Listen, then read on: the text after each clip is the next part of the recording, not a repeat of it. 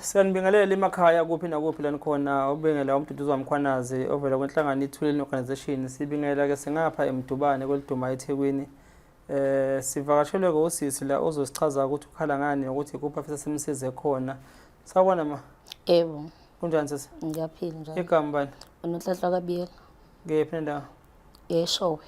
Ngephi neshowe? Emvuzane. Wakhomba ngakithi phela inkaba yeseshowe mina. Yebo. Ekhaya eMbongolwane sesitile ekhaya koma. Yebo. Ngolapho nje. Sile into eyami nje inkabi lapha eshowe. Yasi ngo-home line. Singamkhaya impela sidluma bona asibheke entumeni. Yebo. Hayi ngangakithi impela. Ukhala ngani sesinakho sithindona kaThuleni? Ngikhala ngokuthi ngicela ningisize. Ngizwile ukukhulunywa ngawe la eredweni. So ngathatha inamba yakho. Ngalinyalelwa ingane ngo-2015 ngo-April. Elinyazwa yini ingane? Elinyazwa imoto. Okay. Mina ngabe linyazwa imoto ngabhalisa. Ngazelwa ummeli ngiseyodini eAlbert. Ekwenzelana ummeli? Weza kumina kweza usister ehamba nommeli. Wathi lo sister nangummeli wala ekhaya osiza abantu ngabe besengozini. Manje wala ekhaya umuntu sesibhedlela? Wathi ummeli sesibhedlela kodwa mase ngilandelisa kahle kuyena ummeli sesibhedlela. Yeah.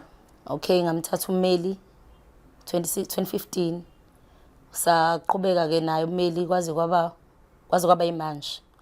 Kodwa kusukela ngo2015 kwaba u2016 ingane yaqhubeka ke hamba odokotela bakhe aba private. Thenga bese ehambela odokotela aba private. Kwathi ngo2021 ummeli wangifonela wathi hayi wangifonela wathi imali engane approvile 2021 umgwaqo uyavuma ukuthi ingane uzoyikhokhela. Okay. Sukela lapho kumele akaphinda wangifonela. Bese kuyimini ngifonela yena ngimbuza ukuthi usukuphi nokuqhubeka nefile lengane. Yes. Angiphendule bengasuka kayisonto azongiphendula ngayo. Mangimfonela ngo2020 namfonela kanye. Wangiphendula wathi kunaba usazohamba ikhathe ezintathu eya ecourt. Angazi ke court uthokwenzani. Ngamiyeka 2022 angizange ngimfonele. 2023 ngamfonela. Wangitshela ukuthi usene appointment eyodwa. Akasafoni njalo sefonelwa yimina. Yeah. Ngangiphinda mfonela ngolwesibili lo lengiqala ukufonela ngalo wena. Wangiphendula wathi amajaji kunama document angawasayinanga. So ngase ngiyambuza ukuthi ikuphi kahle kahle kuyikhona khona oba njengamanje mangingaphosisa unyaka ka10. Yeah. Ngilokhu ngaqala nje ukuapplyela le mali. Wathi ena ayikho into angithembisa yona. Limele ngani ingane? Limele kakhulu ngoba namanje nje ngabe izulu ligoqubele inenkinga. Ngabe ngalibalele iyawa. Ayikwazi ukuthwala nasekhanda. Okay. Lo mmeli awumazi walethwa kwena? Angimazi ummeli walethwa kumina. Ungashongo futhi ufuna ummeli? Ngingasho ukuthi ngifuna ummeli. Okay. Ngamthatha ngamsebenzisa ke.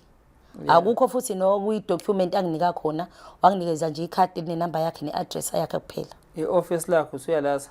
I-office lakhe angeke ngikwazi ukulikhomba ngifuna ukuqamba amanga.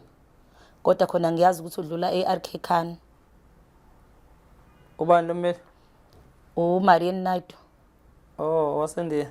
Yebo. Wakhona ngoShaswati? Yebo waseChaswati.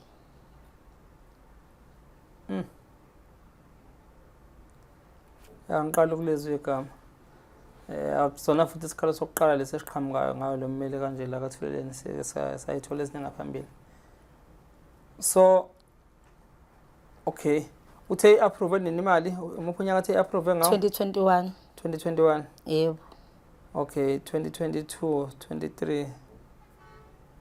Uthi sekulindwe inkantolo?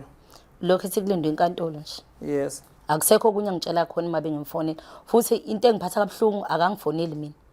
Yimina ngifonela yena ngaso sonke isikhathi. Yeah. Yena akakazi nje angifoneli, mina bengimfonela. Yimina ngimxhinqa ngokuthi ngimfonele na cha kangifoneli. Nani vumelana ukuthi uthatha ipercentage engakanani wanichazela? Sazivumelene ngo25%. Okay, wanifundela konke?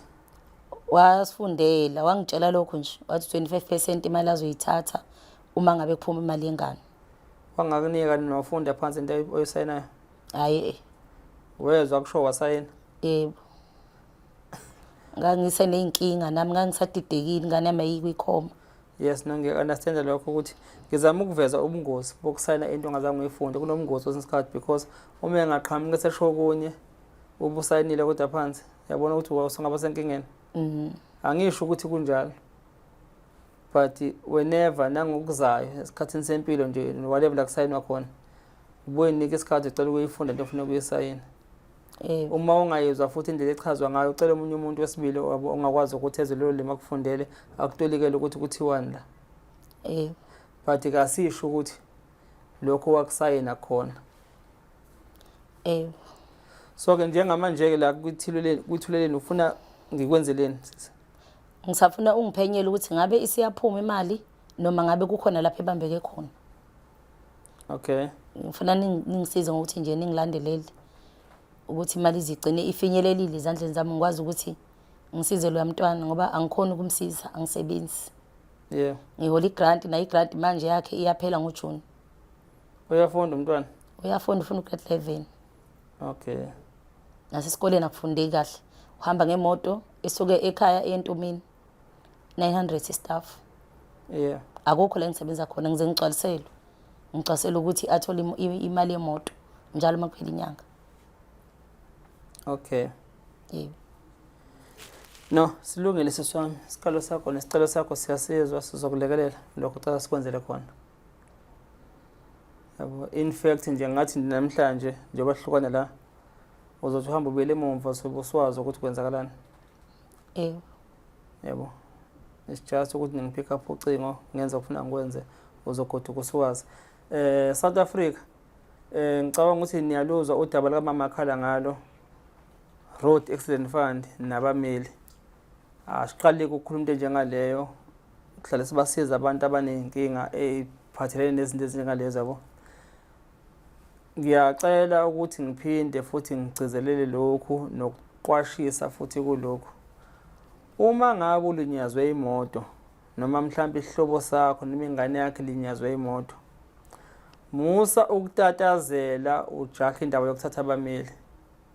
U-Road Accident Fund usuke ubeke iminyaka ewu-3 yokuthi umuntu angafaka isicelo kuyona. Lokho ukunika ukuthi nawe-ke musa ukutatazela nesikhathi esingango-3 years indlela yakhe livulelekile kona ukuthi isicelo sakho singakwazi ukuthi sifakwe. So musa ukutatazela uzofunzwa abantu bezokufunza ummeli kuthiwa sayina nangummeli uzokusiza ukuthi ngoba kusasa kube kusaba njengoba kwachaziwe. Kwalo muntu osuke letha ummeli kuwena usuke engasekho sekuwona usenkingeni. But ngizolokhu advisor nje kancane kuma video esiwenzayo namanye ama cases. Usisi sizomsiza South Africa uzohamba namhlanje nje esazi ukuthi icase yakhe kuthiwani ngayo. Ngiyabonga ngisala kahle emakhaya.